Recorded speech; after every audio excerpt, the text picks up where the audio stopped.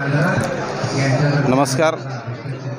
राधानगरी भुदरगड आजरा विधानसभा मतदारसंघाची प्रचाराची रणधुमाळी अतिशय जोरात सुरू आहे आणि याच दरम्यान आपण आजऱ्यामध्ये आलेलो आहोत आणि आजऱ्यामधील मतदारांची प्रतिक्रिया दूध साखर न्यूजच्या माध्यमातून आपण पोहोचवत आहोत। नमस्कार। दूध साखर न्यूजमध्ये आपल्या सर्वांचं मनपूर्वक सहर्ष स्वागत। एकूण आता राधानगरी विधानसभा मतदारसंघाची प्रचाराची रणधुमाळी सुरू आहे। एकूण आजऱ्यामध्ये काय परिस्थिती तुम्हाला जाणवते?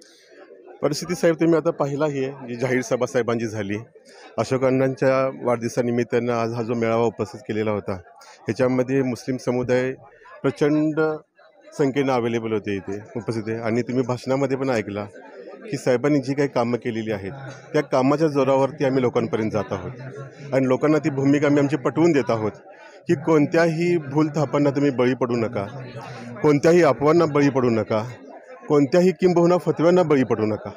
फक्त आणि फक्त माणसाचं काम पहा, काम बघा आणि तो कधी करू शकतो त्याची नीतिमत्ता पहा आणि त्या जोरावरती तुम्ही त्याला मतदान करा।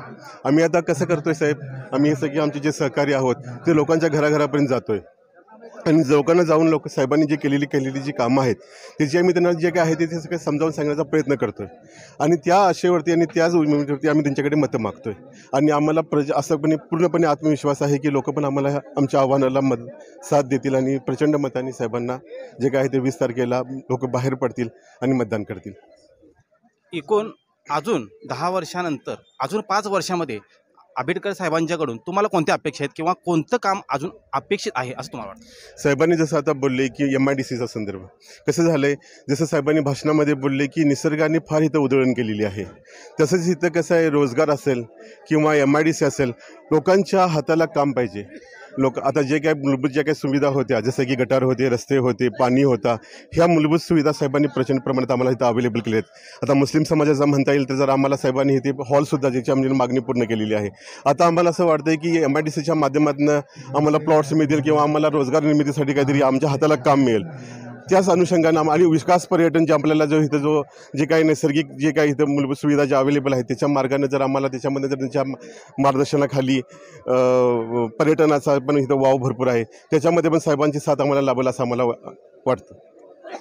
शिक्षणाच्या दृष्टिकोनातून अजून कोणत्या समस्या आपल्याकडे आहेत आणि शिक्षणाच्या माध्यमातून आपल्याकडे कोणत्या समस्या आहेत असं तुम्हाला वाटतं? शैक्षणिक संदर्भात अण्णाभाऊच्या ह्याच्यातून झालेलं आहे, परंतु अजून शिक्षणामध्ये पाहिजे, कारण इथं कॉलेज टेक्निकल कॉलेज काही नाही आहे, ते त्यांनी पूर्ण करायला पाहिजे। उदाहरणार्थ DMLT आहे, D फार्मसी आहे, B फार्मसी आहे, इंजिनियर आहे, हे इथं नाही व्हायला सुविधा।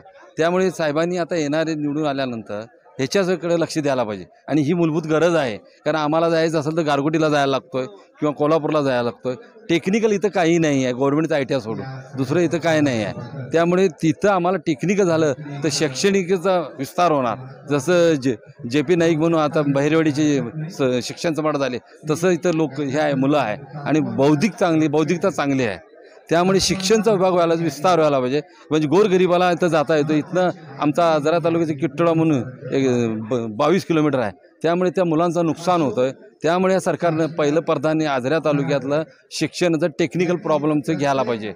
D pharmacy, B pharmacy, M pharmacy, engineer ते इथं नाही आहे, हे ट्रेड इथं एक बी नाही आहे। जो तो करतोय आपल्या जिल्ह्याला करायला आहे, आम्हाला इथं वाली कोण आहे। त्यामुळे आमदार साहेब जर का निवडून आले हे करणार आहे, पण शासनाने इकडे लक्ष द्यायला पाहिजे, कोणत्याही परिस्थितीत व्हायला पाहिजे, एवढी अपेक्षा आजरा तालुक्याच्या नागरिकांची आहे। एकूण मूलभूत सुविधांच्या माध्यमातून आंबेडकर साहेबांनी अतिशय मोठ्या प्रमाणात चांगली प्रगती इथं केलेली आहे, पण शिक्षणाच्या माध्यमातून जर आपण बघायला गेलं तर थोडंसं टेक्निकल कॉलेज, इंजिनिअरिंग कॉलेज या आजरा तालुक्यामध्ये कमी आहे आणि ते भविष्यामध्ये करायला पाहिजे अशी या येथील ग्रामस्थांची मागणी आहे।